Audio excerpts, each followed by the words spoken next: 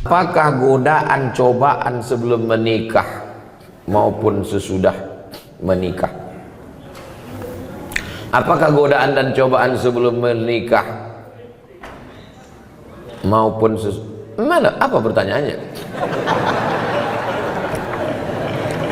Apakah godaan dan cobaan sebelum menikah? Sebelum menikah menengok anak gadis orang. Kalau udah menikah menengok bini orang. Banyak orang-orang yang berselingkuh, waktu ditanya, kenapa kau berselingkuh? Apa jawaban dia? Lebih berselera menengok bini orang daripada bini sendiri. Ini penyakit ini. Ini penyakit psikologis. Itulah kenapa perempuan disuruh menutup wajahnya. Jangan ejek perempuan bercadar. Kenapa? Karena bercadar itu sunnah. Tapi yang tak bercadar pun tidak apa-apa, bukan berarti dosa haram. Karena kalau bercadar wajib berarti tak bercadar haram. Bercadar, yang mau bercadar silakan, yang tak mau bercadar ya tak apa-apa. Tapi jangan bersolek berlebih-lebihan di muka laki orang. Ini banyak orang bersolek ini kan untuk laki orang, untuk laki dia macam hantu. Apakah godaan setelah menikah? Kalau engkau jumpa perempuan di tepi jalan, engkau tertarik melihat dia, pulanglah ke rumah, pesan Sayyidina Ali. Kalau kau nampak perempuan di tepi jalan, tertarik melihat dia, pulanglah ke rumah. Karena apa yang ada pada perempuan itu ada juga di rumah. Baiti jannati, surgaku, rumahku adalah surgaku. Bidadari surga yang dikirim Allah Subhanahu wa taala. Faman lam yastati' man istata'a minkumul ba'ata falyatazawwaj. Siapa di antara kalian yang sudah sanggup menikah, menikahlah. Fa innahu aghaddu lil basar, menikah itu menjaga pandangan. Wa ahsanu lil farj, menjaga kemaluan. Faman lam yastati', kalau tak sanggup menikah, fa alaihi bisawm, banyak puasa sunat. Fa innahu lahu wija, karena itu obat. Karena kalau makan, apalagi Pulau Kundur makanannya enak, makan sotong, makan cumi, makan kepiting, makan udang, libido seksual naik. Tapi kalau dia puasa sunat, tak ada bebini, banyak puasa sunat. Cantik pun perempuan itu tak nampak. Bro, atau cewek cantik tak nampak, udah aku udah mau mati sudah. Maka suruh puasa. Ibu-ibu, bapak-bapak, anak yang sudah akil balik, kewajiban kita sebagai orang tua ini 3. Pertama, ayyusammihi biismi khairin, kasih nama yang bagus-bagus. Yang kedua, ayyu'allamahul kitaba idza aqala, ajarkan baca kitab, masukkan sekolah. Yang ketiga, ayyuzawwijahu, nikahkan dengan orang baik-baik. Kau udah sekolah nak, kau mau kunikahkan, ada nampak perempuan yang baik, kalau ada kami pinangkan, kalau tak ada udah kami siapkan. Nah, nikahkan dengan perempuan baik-baik, jaga kehormatannya. Yang perempuan pun juga nikahkan dengan laki-laki yang baik-baik. Mudah-mudahan anak bapak ibu dapat jodoh yang soleh solihah. Bagaimana cara kita menghadapi melaluinya Pak Ustadz? Tak usah banyak-banyak teori, bebini. Saya tak usah teori begitu begini, tak usah, bebini. Yang mana jodoh saya Pak Ustadz? Tak usah banyak-banyak berteori. Mau kau, dia mau, jadikan. Terus banyak berteori. Kalau jodoh kita nanti waktu kita tengok bergetar, kita bergetar pun kalau dia tak mau. Saya dulu kan lewat masa muda juga macam kalian, bukan langsung tua. Saya tanyalah tetangga dekat rumah, Pak, apa tandanya kalau dia jodoh kita? Kalau kita tengok bergetar, katanya. Saya asal menengok perempuan bergetar. Tak kan jodoh, tak usah banyak teori. Mau kau sama dia. Dah. Tak mau dia, bunga bukan setangkai, kumbang bukan seekor, patah tumbuh, hilang berganti, hilang satu tumbuh 1000. Ini anak-anak muda nih, begitu mau minang orang, kaulah satu-satunya, tak ada yang lain. Kalau kau tak mau nanti abang mati. La ilaha illallah. Wih, apa pula begitu? Macam tak ada aja perempuan di dunia ini. Banyak laki-laki ini mentalnya mental kerupuk. Begitu banyak perempuan, pinang. Tapi jangan kalian meminang petantang petenteng. Bawa Ustadz Haruna Hasim, bawa Pak Bupati, bawa Pak Sekda, bawa. Mereka juru bicaranya meminangkan. tanya, telusuri, ayah dia siapa?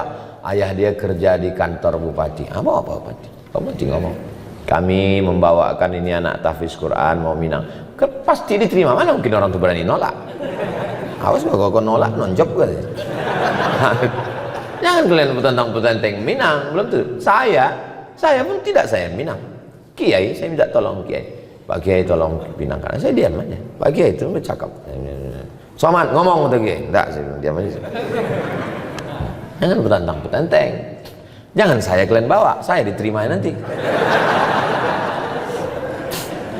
Pak Ustadz, jodohnya supaya dapat jodoh terbaik, doanya Pak Ustadz, doa Nabi Zakaria, Rabbi la tazarni fardan wa anta khairul warisin. Rabbi, ya Tuhanku, la tazarni fardan, jangan biarkan aku sendirian, wa anta khairul warisin, engkau sebaik-baik pemberi waris. Rabbi la tazarni fardan wa anta khairul warisin. Saya tengok yang menghafal yang udah berbini pula. Ini menghafal yang lajang-lajang aja. Hati-hati bu, kalau sampai dibaca bapak ini nanti pas sembahyang. Bu, kalau sembahyang tahajud malam, dengarkan doa bapak itu baik-baik. Jangan main amin-amin aja. Amin, amin. Nanti kejadian baru bingung. Rabbi la tazarni fardan wa anta khairul warisin. Amin gitu. Itu kejadian. Kenapa abang ini? Doa kau dulu gitu. Nah, itu. Rabbi la tazarni fardan wa anta khairul warisin. Tak ada yang sulit bagi Allah. Asam di gunung, garam di laut, berjumpa juga dalam belanga. Siapa? Langkah rezeki, pertemuan maut, kuasa Allah Subhanahu wa taala. Tak ada yang sulit bagi Allah. Innama amruhu idza arada syai'an ayaqula lahu kun fayakun. Jodoh tak akan kemana. Tapi ingat, saingan di mana-mana. Mohon doanya Ustaz agar diberikan keturunan yang soleh dan solehah. Dunia ini memang tak pernah selesai. Sebelum tamat sekolah, nanti kuliah di mana? Sesudah kuliah, udah kerja apa belum? Sesudah kerja, udah berbini. Sesudah berbini, udah punya anak. Udah punya anak, laki-laki apa perempuan? Laki-laki. Kenapa belum punya anak perempuan? Dunia ini sebetulnya tak sulit. Yang susah tuh mengamankan mulut orang. Jadi kalau diturutkan cakap orang ini gila kita. Jadi kita pede aja, banyak berdoa. Mohon doanya Pak Ustadz supaya diberikan keturunan yang soleh dan solihah. Rabbi habli minas solihin. Doa yang sudah pasti makbul, maka dikabulkan Allah doanya. Lahirlah anak namanya Ismail. Doa Nabi Ibrahim itu, Rabbi habli minas solihin. Apa kata orang? Ibrahim mandul, tak akan punya anak. Berbini sama Sarah, tak ada anak. Menikah sama Hajar, tak ada anak. Apa kata orang? Takkan punya anak itu Ibrahim. Berdoa Nabi Ibrahim, apa yang terjadi? Hajar mengandung, Sarah pun mengandung. Sekali dua saking makbulnya. Hajar melahirkan anak Ismail, Sarah melahirkan anak Ishak. Waktu lahir Ismail, umur Nabi Ibrahim 86 tahun. Berumur Ismail 13 tahun, lahir Ishak. Umur Nabi Ibrahim 99 tahun. Bayangkan bapak umur 99 tahun masih menggendong bayi. Doa Rabbi habli minas solihin. Sebenarnya mana kita belajar sebenarnya dan mana kita belajar adab. Tak jarang di luar sana banyak manusia sudah menempuh pendidikan tinggi tapi minim adab. Tak jarang juga para guru ngaji yang kadang tak pandai menjaga perasaan orang lain dalam ini menyindir saya nih.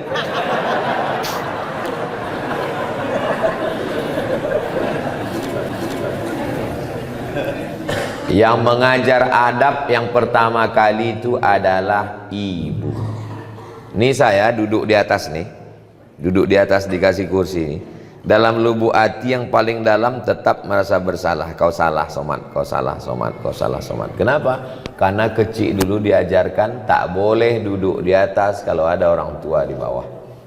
Sampai udah setua ini pun tetap dia tengiang, tetap nampak wajah almarhum Muhammad. Tak boleh duduk. Jadi waktu datang tamu duduk di lantai. Kita orang Melayu bentang tikar pandan, duduk tamu di bawah, saya di atas.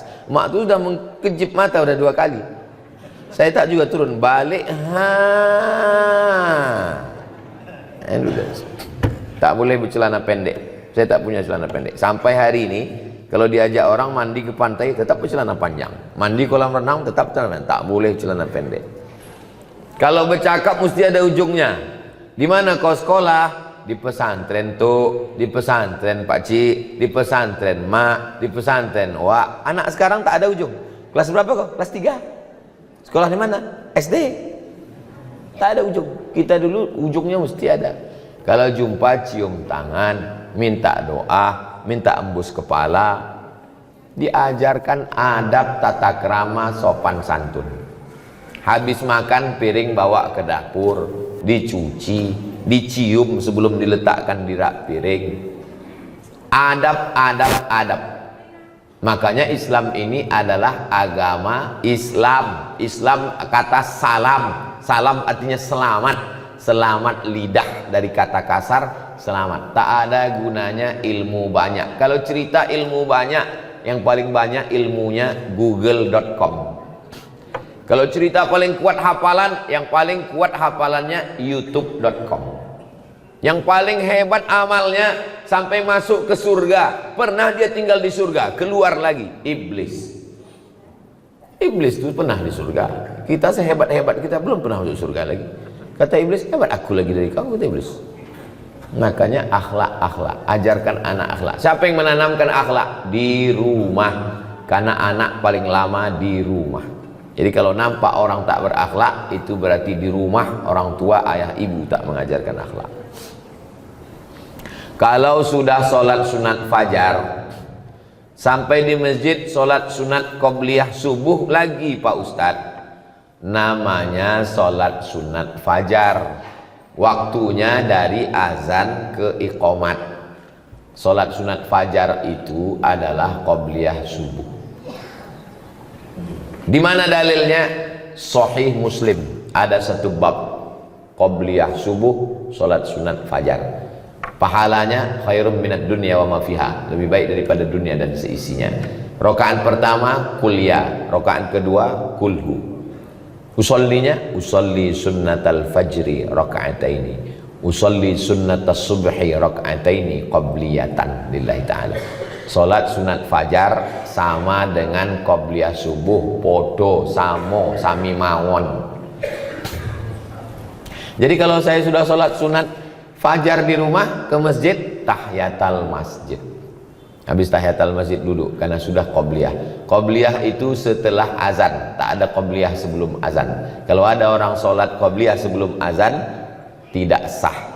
Maka setelah azan baru qobliyah, karena qobliyah setelah masuk waktu sholat.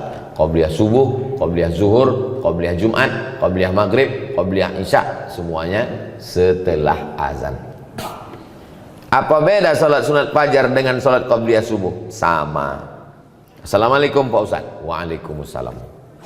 Bagaimana hukumnya orang datang ke masjid, sedangkan ada sebagian mengatakan tak boleh, sedangkan kita mau belajar? Mungkin maksud dia bagaimana hukumnya perempuan datang ke masjid. Mungkin itu maksudnya. Perempuan datang ke masjid, perempuan lebih baik sholat dalam pekarangan, lebih baik sholat dalam rumah, lebih baik sholat dalam kamar, lebih baik sholat dalam tempat yang sempit. Ini hadis satu. Hadis yang kedua, la tamna'u ima Allah masajidallah. Jangan larang hamba Allah datang ke masjid. Hadisnya bertolak belakang. Yang satu mengatakan lebih bagus di rumah, yang satu mengatakan jangan larang ke masjid. Datang Imam Nawawi membahas dua hadis yang ikhtilaf ini.